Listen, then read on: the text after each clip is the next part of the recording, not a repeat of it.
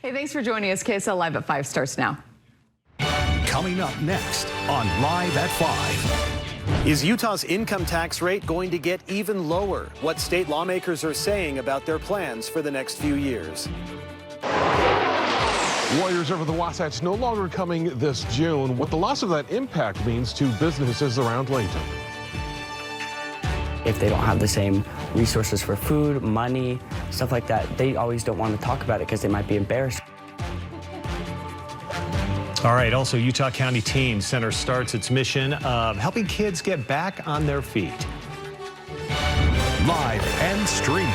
This is KSL News at 5. Well, good evening. Utah leaders say they plan to keep cutting the state's income tax. Yeah, the House Speaker and Senate President making those comments today while in Washington, D.C., previewing their plans for the next few years. News specialist Daniel Woodruff joined us live now with the details on this. Daniel? Well, Utah lawmakers have cut the state's income tax rate every year for 6 years, including this year, and the legislature doesn't seem to be done with it yet.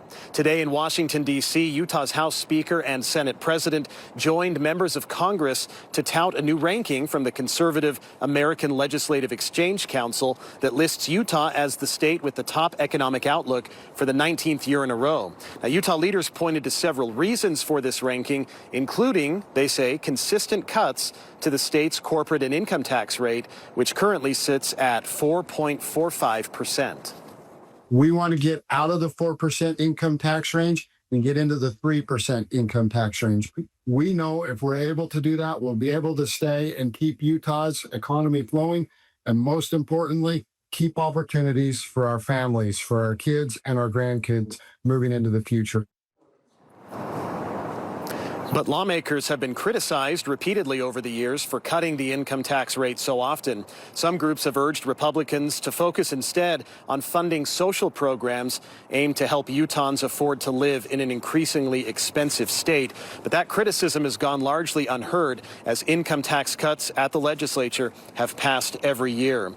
Remember, Republicans do hold a supermajority in the Utah legislature in both the House and the Senate, so they get to really dictate the agenda.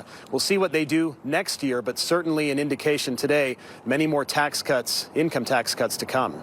Daniel Woodruff, live at 5. A lot of people probably like that, better in the opposite direction, right? All right, Warriors over the Wasatch. Debbie, thanks. All right, get ready for more tax cuts. Utah leaders plan to keep slashing the state's income tax rate until it's significantly lower than it is today. News specialist Daniel Woodruff joined us live now with the details on this. Daniel?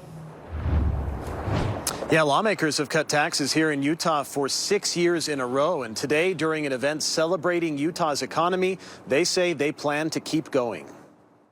America is the hope of the world, and Utah is the hope of America. Utah legislative leaders in Washington, D.C., touting a new ranking from the conservative American Legislative Exchange Council, listing Utah as the state with the top economic outlook for the 19th year in a row. This doesn't happen by accident. This is the course of many years of hard lifting when it comes to policy issues. State leaders point to tax cuts as one reason for the ranking. Utah's income tax rate now sits at 4.45%. We want to get out of the 4% income tax range and get into the 3% income tax range. We know if we're able to do that, we'll be able to stay and keep Utah's economy flowing, and most importantly, keep opportunities for our families. But there are multiple economic concerns right now. Utah's housing market remains one of the most expensive, and gas prices have soared, fueled by the war in Iran. This conflict in the Middle East is incredibly difficult. This is a decades-long issue, and I'm very hopeful we can turn the corner on this quickly. Utah's House Speaker acknowledged high gas prices, but accused the media of focusing on them more now under President Trump than President Biden. President Trump came into office under let's create more supply. He quickly did that. Gas prices came down because of that. And yeah, because of the war and the things that's happening, gas prices have temporarily went up. But yet, where was all the questions 2 years ago on why gas prices are where they're at today?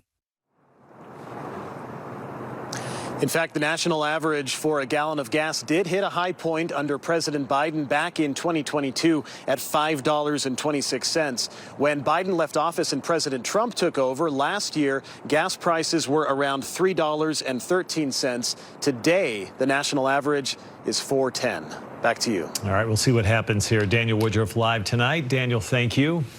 The Warriors over the Wasatch Air Show.